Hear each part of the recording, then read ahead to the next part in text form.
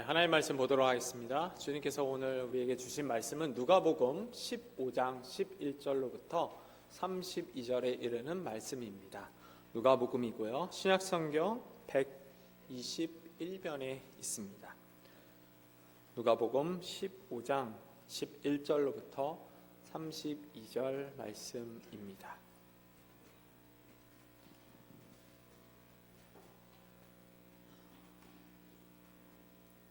제가 한 절, 여러분 한 절 이렇게 교독하도록 하겠습니다.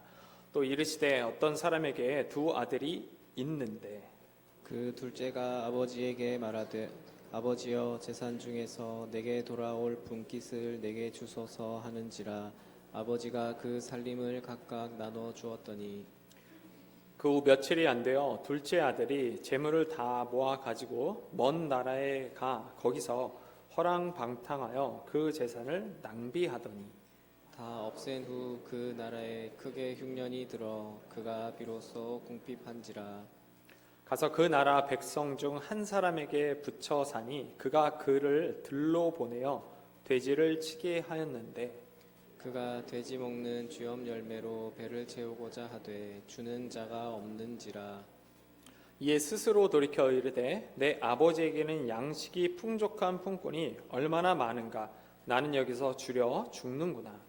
내가 일어나 아버지께 가서 이르기를 아버지 내가 하늘과 아버지께 죄를 지었사오니 지금부터는 아버지의 아들이라 일컬음을 감당하지 못하겠나이다. 나를 품꾼의 하나로 보소서 하리라 하고 이에 일어나서 아버지께로 돌아가니라 아직도 거리가 먼데 아버지가 그를 보고 측은히 여겨 달려가 목을 안고 입을 맞추니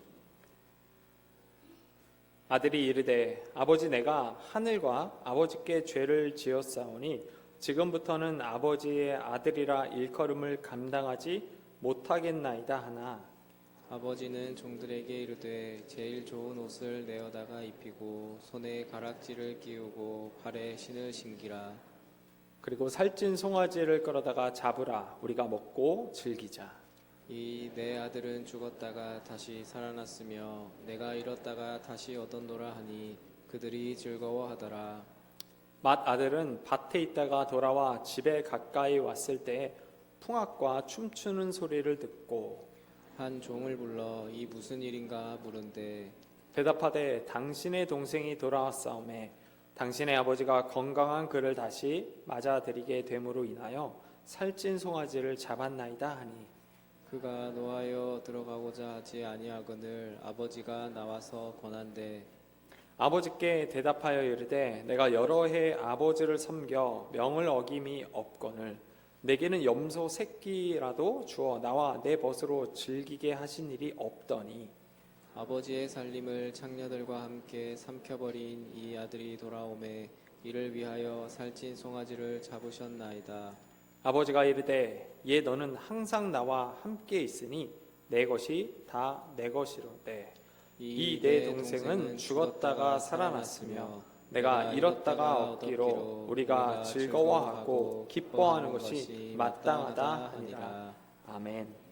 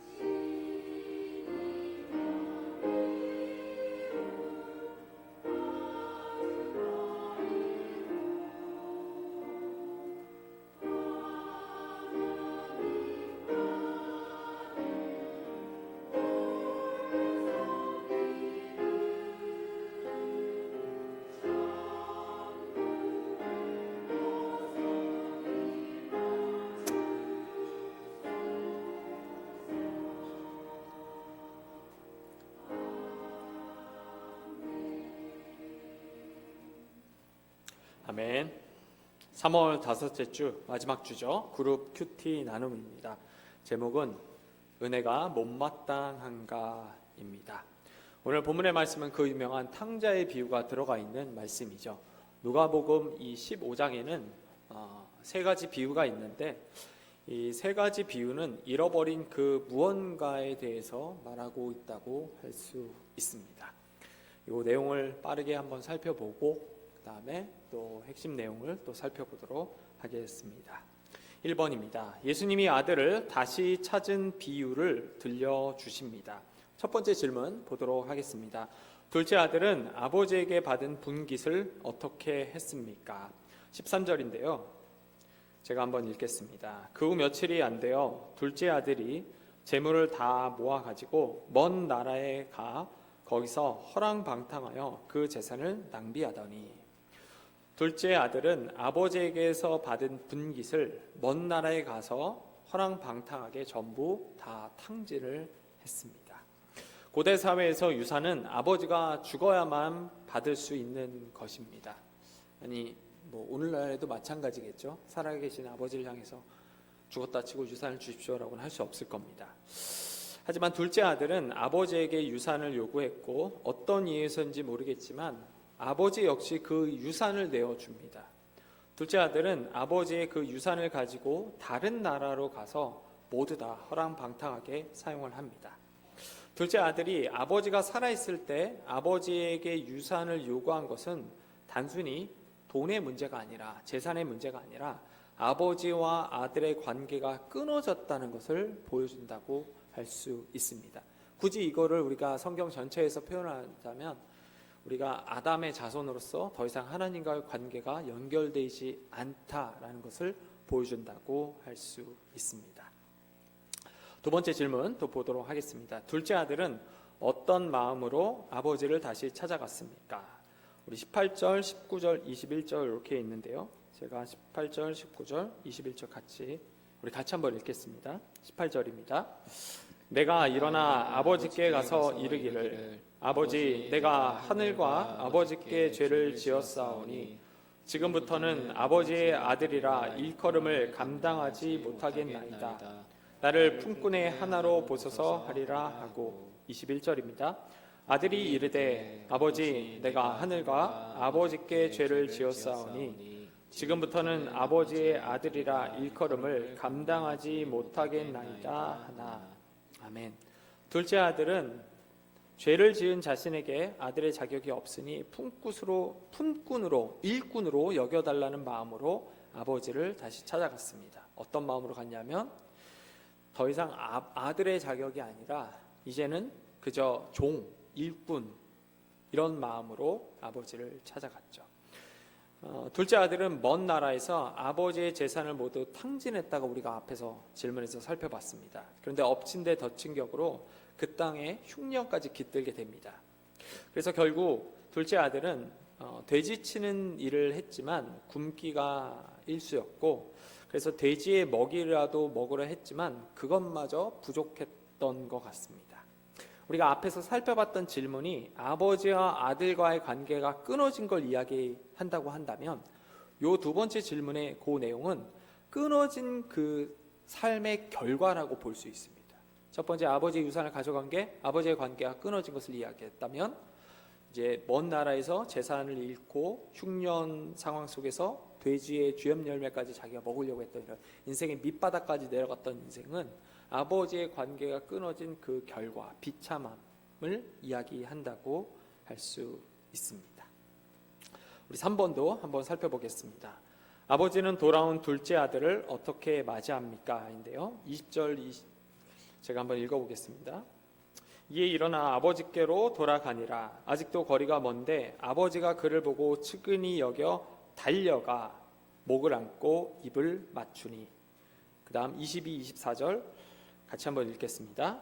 아버지는 종들에게 이르되 제일 좋은 옷을 내어다가 입히고 손에 가락지를 끼우고 발에 신을 신기라. 그리고 살찐 송아지를 끌어다가 잡으라. 우리가 먹고 즐기자. 이 내 아들은 죽었다가 다시 살아났으며 내가 잃었다가 다시 얻었노라 하니 그들이 즐거워하더라. 아버지는 돌아온 둘째를 향해서 여전한 사랑으로 그를 맞이했고 또 그가 돌아온 것 때문에 축하하는 잔치를 열었습니다. 여기 본문에 보면 아시겠지만 아버지는 그를 환대했다고 할 수가 있죠. 둘째 아들이 고향으로 돌아갔을 때 아버지는 고대 사회에서 어른들이 하지 않던 행동인 뛰어가는 것을 보여줍니다. 아버지는 얼른 뛰어가 둘째 아들을 맞이하죠. 또 아버지는 가장 좋은 옷과 반지를 끼워주고 또 신발을 신기면서 둘째 아들이라고 하는 그 지위를 회복시켜줍니다. 근데 여러분, 이 과정 속에서 아버지는 아들을 나무라지 않죠. 있는 그대로 받아줍니다. 여기까지 요 첫 번째 요 내용이 우리가 너무나 잘 알고 있는 탕자의 비유가 아닌가 싶습니다. 그 목사님 그 방 앞에도 렘브란트의 아주 유명한 돌아온 탕자의 그림이 그려져 있죠.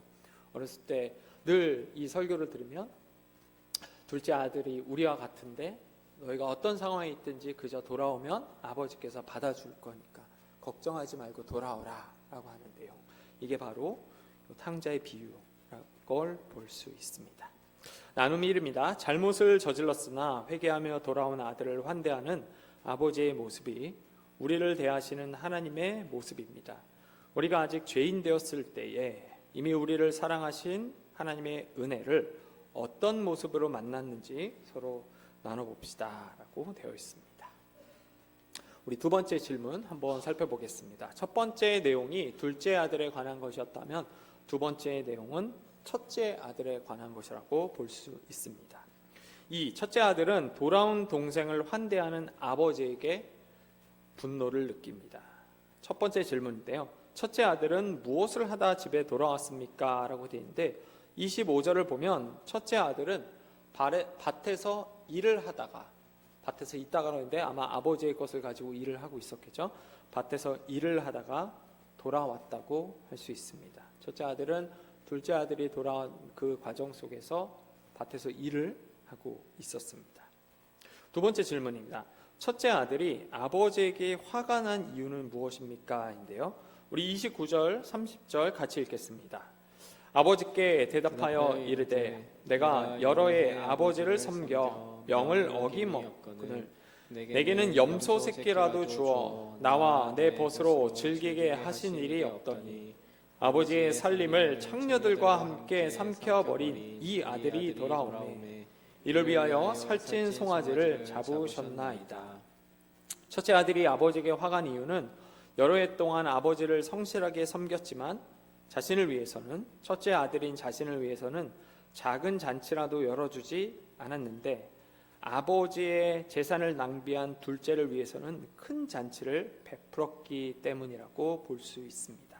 다시 이야기해서 자기는 아버지 곁에서 성실하게 일했지만 아버지는 어느 것도 해주지 않았지만 자신과 다른 삶을 살았던 둘째 아들을 향해서는 잔치를 베풀었던 것에 대해서 화가 났던 거죠. 첫째 아들은 아버지가 둘째에게 살찐 송아지를 잡아 파티를 벌인 것을 보고 아주 정확하게 이런 표현을 쓰죠. 나한테는 염소 새끼 하나 안 잡아줬다. 이런 식으로 이제 따집니다. 이게 그냥 첫째가 나쁘다라고 생각하기보다는 어떤 면에서는 이해가 되죠. 우리 가정이나 또는 교회, 학교나 어디서나 성실하게 일하는 사람이 이렇게 따지면 사실 할 말이 없거든요. 첫째 아들은 항상 아버지 곁에서 아버지를 대신하여 성실하게 살아왔지만 아버지는 아무것도 해주지 않았던 반면 불효자식이라고 할 수 있었던 둘째를 향해서는 제일 좋은 송아지를 잡아줍니다. 이런 걸 보면 첫째가 그저 나쁘다라고 할 수만은 없을 것 같습니다.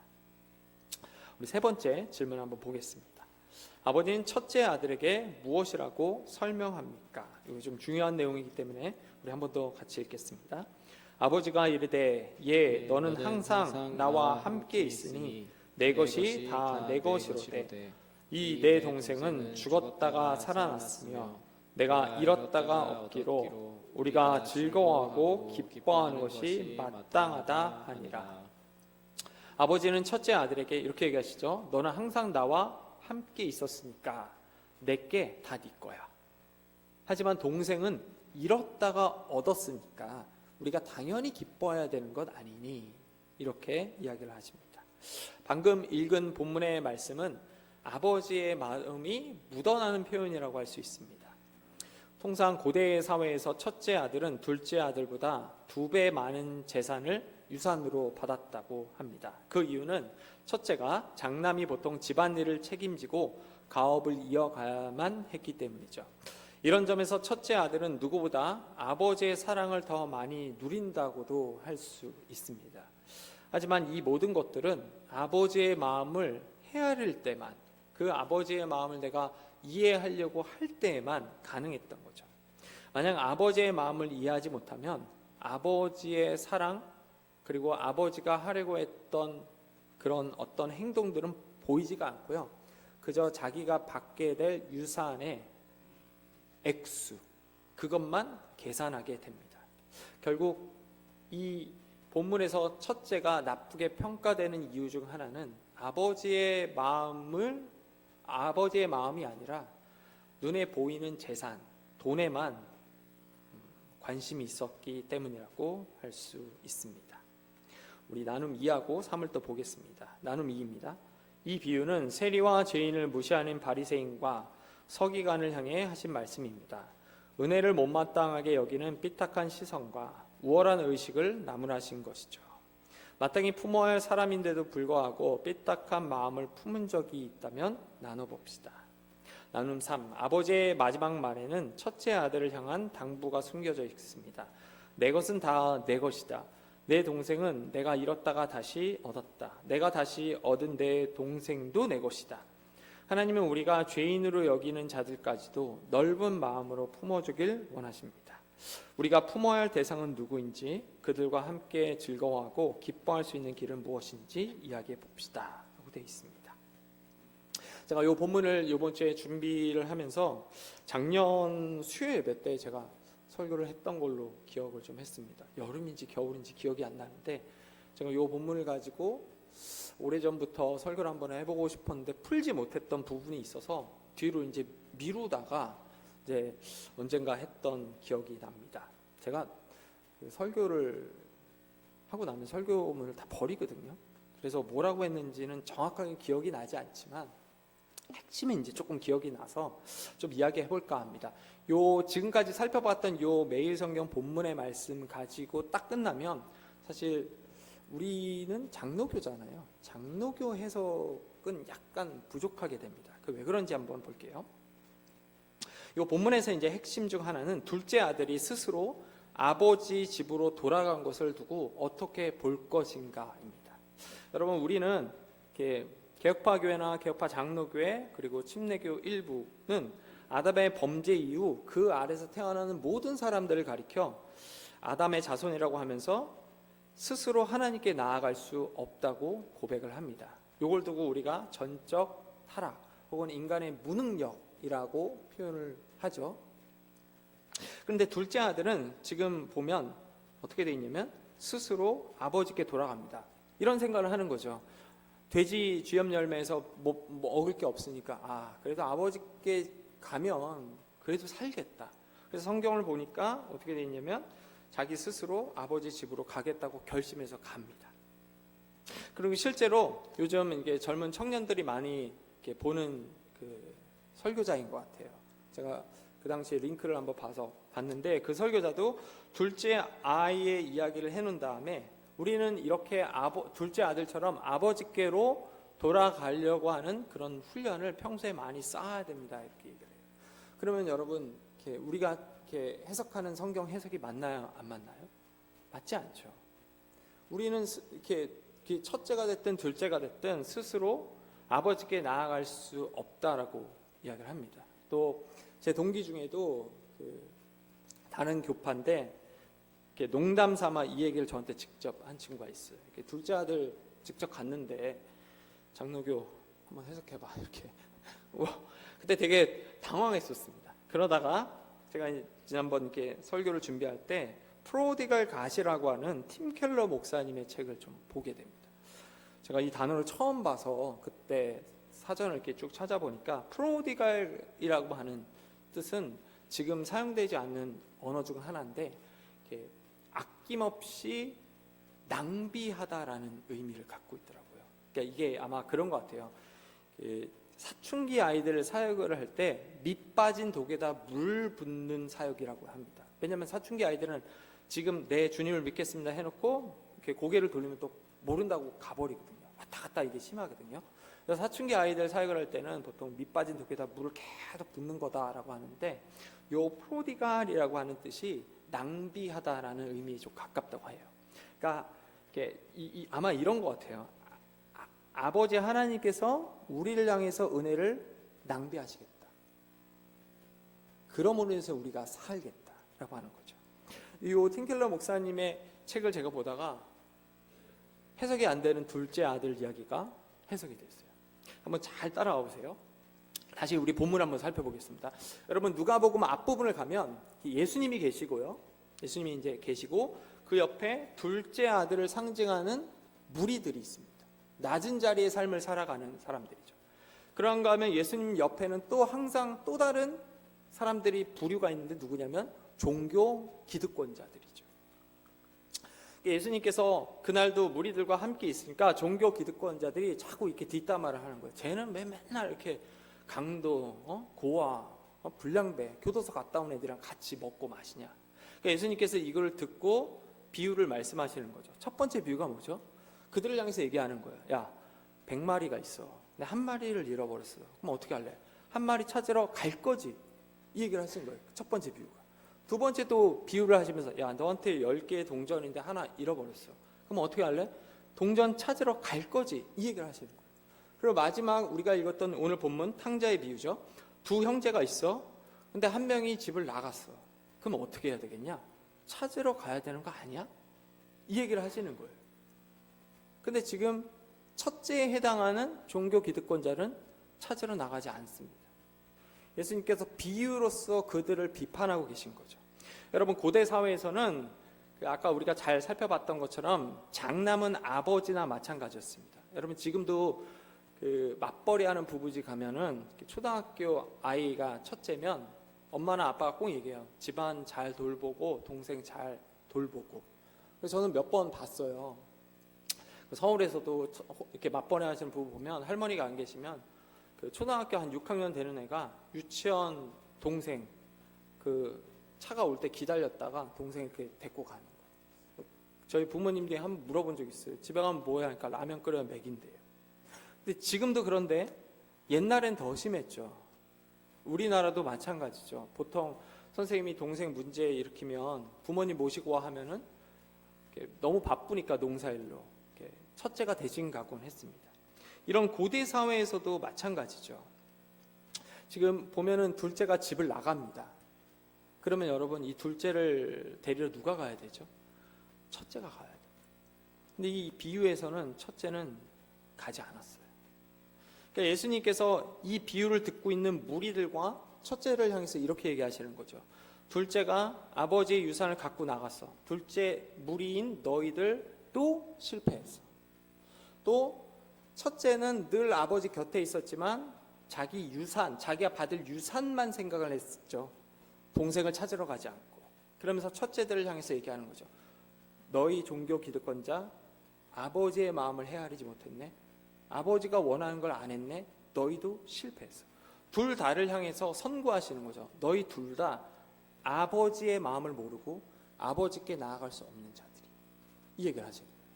그런데 성경이 여기서 끝내지 않고 한 가지를 더 보여주는데 그게 뭐냐면 본문의 말씀을 보면 첫 번째 등장할 이 설교가 딱 이렇게 본문의 말씀 이렇게 첫 번째를 보면 예수님께서 무리와 같이 있는 게 보여져요. 여러분 예수님은 낮은 자리를 살아간 둘째 아들의 범주 영역에 속하는 사람들과 당시 종교 기득권자라고 할 수 있는 높은 자리에 있는 사람들의 범주, 요 두 범주 사이에 어디에 속하죠? 어디에 속하죠, 여러분? 여보세요? 어디에 속하죠, 여러분? 종교 기득권자죠. 예수님은 종교 기득권자예요. 그래서 여러분 예수님이 베드로를 부르러 갔던 그 장면 속에서 예수님이 베드로의 배에 타니까 베드로는 어부였잖아요. 당시에 낮은 자리, 무리들에 속하는 사람들인데 예수님을 향해서 이렇게 얘기하죠. 랍비요. 옛날 성경에는 랍비라고 돼 있고 요즘 성경에는 선생님 이렇게 돼 있어요. 이게 무슨 얘기냐면 너도 똑같은 유대인의 종교 율법사 중 하나야, 이 얘기를 해요. 그러니까 지금 두 부류가 있는데 예수님 역시 높은 자리 기득권자 중 한 사람에 속하는 사람인데 성경은 그 예수님을 어디다가 묶어서 표현하면 무리들과 함께 있는 걸로 묶어서 표현해요. 이게 무슨 말일까요? 예수님 비유를 얘기하면서 얘기하는 거죠. 너희 첫째가 이 무리들과 함께 있는 게 마땅하지 않냐? 이 무리, 낮은 자, 둘째 아들과 같은 동생들을 찾아가야 되는데 너희는 안 했지. 이 얘기를 하시면서 동시에 나는 지금 하고 있어, 이 얘기를. 나는 아버지의 마음을 이해해서 하늘에 있는 영광을 버리고 이 땅에 찾아와 너희를 맞이하는 거야. 누가 진짜 첫째냐? 이 얘기를 하고 계신 거죠. 여러분, 우리 모두 다 둘째 아들과 같은 거 아닙니까? 그러니까 이 본문의 말씀이 우리를 향해서 얘기하시는 거예요. 내가 아버지의 마음을 헤아려 이 땅에 왔단다. 너희를 위해서. 첫째 아들은 둘째 아들이 온 걸 보고 자신이 받을 유산 때문에 화가 납니다. 유산이 떨어져 나갔거든요. 근데 우리의 영원하신 첫째고 실패하지 않는 그 첫째이신 예수님이 아버지의 마음을 헤아려 이 땅에 오셔서 십자가에서 값을 다 지불하십니다. 그리고 우리를 향해서 얘기하시는 거죠. 가자, 집으로. 아버지가 부른다. 이 얘기를 하시는 거예요. 이 성경의 본문은 둘째 아들이 돌아오는 것도 얘기를 하지만 동시에 이 본문을 통해서 누가 진짜 첫째고 누가 아버지의 마음을 헤아릴 수 있고 누가 그 아버지의 관계를 다시 회복시켰냐, 그 질문을 던지는 거죠. 누구죠? 예수님이죠. 우리가 끊임없이 얘기하죠. 구약은 예수님이 오실 것이다를 얘기하고 신약은 예수님이 오셨다를 얘기하죠. 그래서 성경은 끊임없이 어느 본문을 향하든 예수님을 드러내게 돼 있다라고 하는데 이 탕자의 비유가 그 얘기를 하고 있는 거죠. 아낌없이 하나님께서 우리를 향해 은혜를 낭비하십니다. 하늘의 영광을 버렸다는 게 그거죠. 하늘의 영광을 버리고 이 땅에 오셔서 우리가 받아야 할 것들, 우리가 치러야 할 그 값을 십자가에서 치른 다음에 우리에게 와서 얘기하는 거죠. 가자, 집으로. 아버지가 너 찾는다. 그래서 이 본문은 우리를 향해서 얘기하는 거예요. 예수님이 우리의 삶을 다시 회복시켰다. 우리의 지위를 다시 회복시켰다라고 할 수 있습니다. 여러분, 이제 한 주가 다시 시작되었죠. 오늘 본문의 말씀은 우리를 향해서 이런 이야기를 하고 있다고 할 수 있습니다. 예수님 때문에 아버지와 우리의 관계가 다시 회복되었다. 이제 우리는 더 이상 둘째가 아니고요. 어떤 때는 우리가 다시 첫째의 모습입니다. 이 말은 우리가 살아가면서 여전히 둘째로 남아있는 동생들을 찾아 나서야 된다는 거예요. 근데 여러분, 이게 쉽지 않습니다. 제가 요번 달에 그 예전에 사역했던 두 학생으로부터 연락을 받고 둘 다 늦게 연락이 와서 전화를 못 받았는데 둘 다 다른 친구들거든요. 다른 교회고 한 친구가 목사님 하면서 며칠 전에 이제 카톡으로 메시지를 보냈어요. 근데 이 친구가 좀 힘들게 살았습니다. 일단 아버지가 안 계시고 작은 아버지가 이제 키웠죠. 근데 사고를 좀 쳐갖고 소년원도 좀 갔다 오고요. 잠시지만 갔다 오고 있어요. 근데 카톡이 왔을 때 제가 교회 나가니 어렸을 때부터 다녔잖아 이러니까 이런 얘기를 하는 거예요. 교회 이름을 대면서 거기는 안식처 같아요. 거기 이제 목사님도 새로 오셨고 어렸을 때부터 같이 신앙생활했던 형, 동생 다 있는데 가지 이렇게 얘기를 하니까 하는 말이 못 가겠대요. 자기가 이렇게 안식할 수 있는 곳이 아닌 것 같다고 얘기를 하는 거예요. 그러면서 저한테 자기한테 이제 유일하게 남은 어른이 목사님밖에 없다고 이렇게 얘기를 하는 거예요. 근데 사실 제가 그 친구하고 이렇게 카톡을 주고받으면서 제가 첫째 같았다는 생각을 좀 했습니다. 왜냐면 얘랑 막 더 깊게 섞이고 하면 혹시나 다른 것들을 더 요구하는 게 아닐까. 근데 제 마음에 그런 것들을 해주고 싶은 마음이 안 드는 거예요. 그리고 나서 이제 중간에 이제 점심시간이 끝나면서 대화가 중간에 끊어졌는데, 대화 끊어지고 말씀을 준비하면서 그런 생각이 들었습니다. 아, 내가 실수했구나. 엄청 큰 실패를 했구나. 이 친구가 나한테 다른 걸 원하는 게 아니라 어쩌면 마음을 안아줄 사람이 필요한 건데 내가 그걸 놓친 게 아닌가. 그러면서 말씀을 준비하면서 제가 다시 한번 깨달은 게, 우리는 스스로 뭔가를 해낼 수 있는 존재가 아니구나. 자꾸 계산하는 존재고, 과거에 뭘 잘했다 하더라도 자꾸 주님과 멀어지고 한순간 눈을 팔면 잘못된 선택을 하는구나. 이 생각을 제가 하게 됐습니다. 여러분, 가만히 생각해 보면 우리의 삶은요, 주님 안에서 은혜를 받고 살아간다 할지언정 때로는 첫째, 때로는 둘째의 삶을 진자처럼 왔다 갔다 하는 것 같아요. 때로는 내가 주님 이거 할 수 있습니다 하고 하는데, 때로는 주님 하면서도 한편으로는 계산을 하는 거죠. 그럼에도 불구하고 우리가 살아갈 수 있는 그런 동기가 있다면 그리스도께서 여전히 동일한 은혜로, 어제와 오늘이나 동일한 은혜로 우리를 계산하지 않고 있는 그대로 받아주시며 품어주신다는 겁니다.